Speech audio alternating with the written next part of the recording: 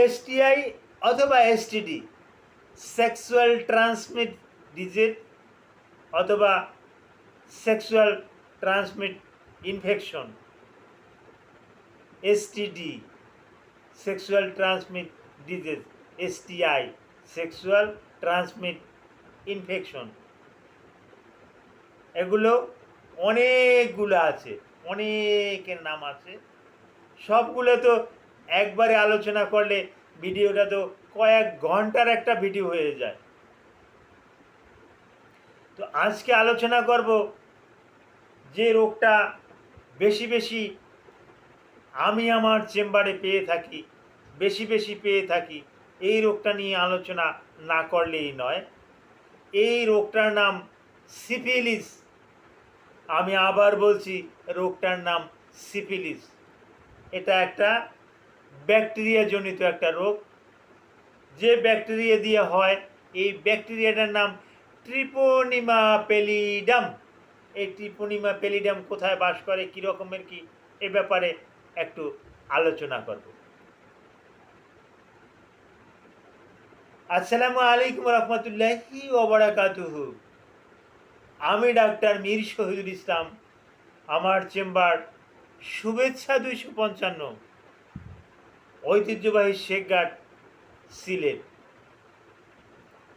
গুগলে গিয়ে ডাক্তার মীর শহীদুল ইসলাম কথাটি লিখুন, একটু সার্চ বাটনে ক্লিক করুন, দেখবেন আপনি আমার সম্পর্কে যাবতীয় তথ্য পেয়ে যাবেন আমার বারকোড। আমার বারকোড স্ক্যান করলে ওখানে আমার যাবতীয় তথ্যাদি পেয়ে যাবেন। Location, mobile number, WhatsApp number, email number সব ওখানে দেওয়া আছে। আমি চাই আমার কার্ডটা আপনার সংগ্রহ থাকুক।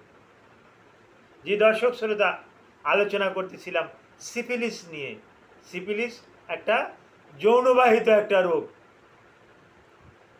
এটা অনিরাপদ যৌন সঙ্গম করলে এই রোগটা মহিলার থেকে পুরুষের যায়, পুরুষের থেকে এটা মহিলার যায়। পুরুষের যে সমস্ত ক্ষতি হয় সেগুলো আলোচনা করতেছি।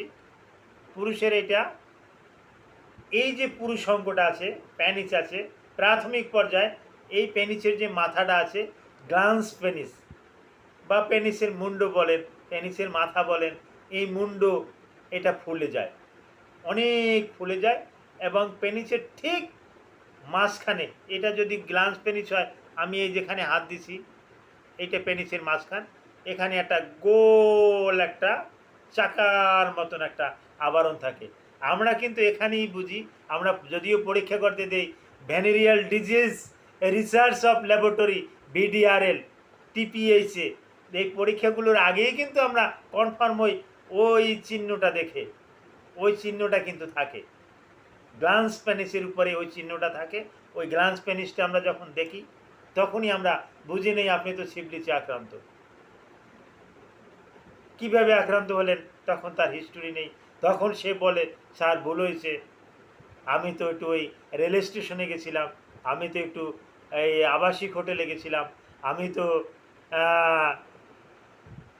বিভিন্ন পতিতালয় আছে, পতিতালয়ে গিয়েছিলাম, বা আমি তো এই খারাপ মহিলার সাথে যৌন সঙ্গম করেছিলাম, যার পরিপ্রেক্ষিতে এটা হয়েছে। তো যেভাবে হোক আমার কাছে যখন সে স্বীকার পেল, চিকিৎসা তো আমাকে করতে হবে, তখন তার চিকিৎসাটা করে দেয়।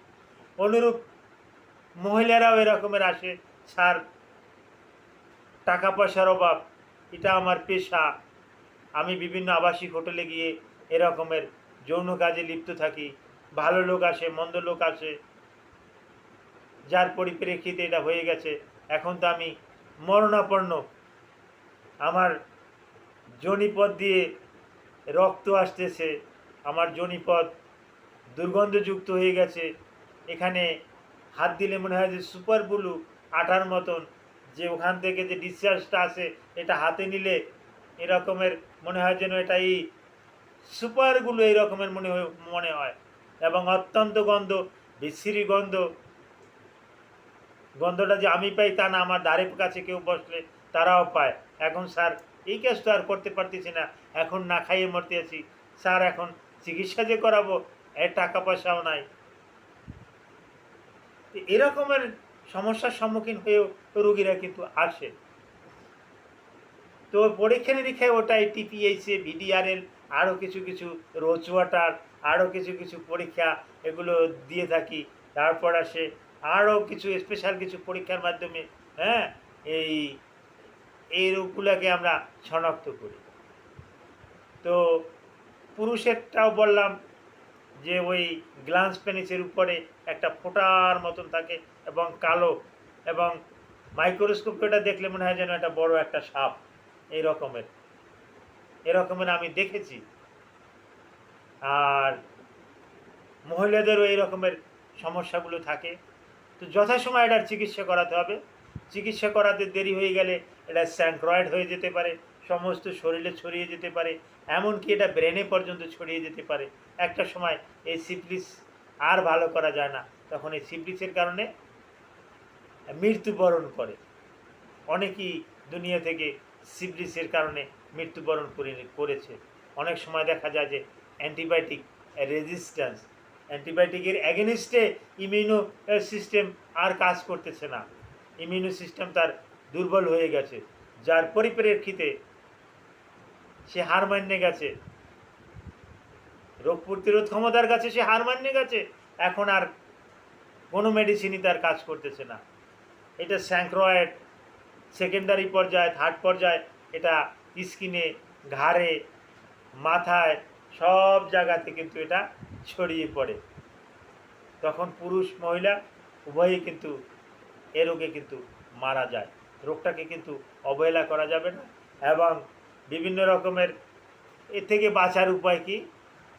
বাঁচার উপায় নিরাপদ যৌন সঙ্গম করা, স্বামী স্ত্রী ছাড়া যৌন মেলামেশা না করা, একাধিক যৌন পার্টনার না থাকা, এবং বিশেষ প্রয়োজনে এক্সটার্নাল কন্ডম অথবা ইন্টারনাল কন্ডম ব্যবহার করা।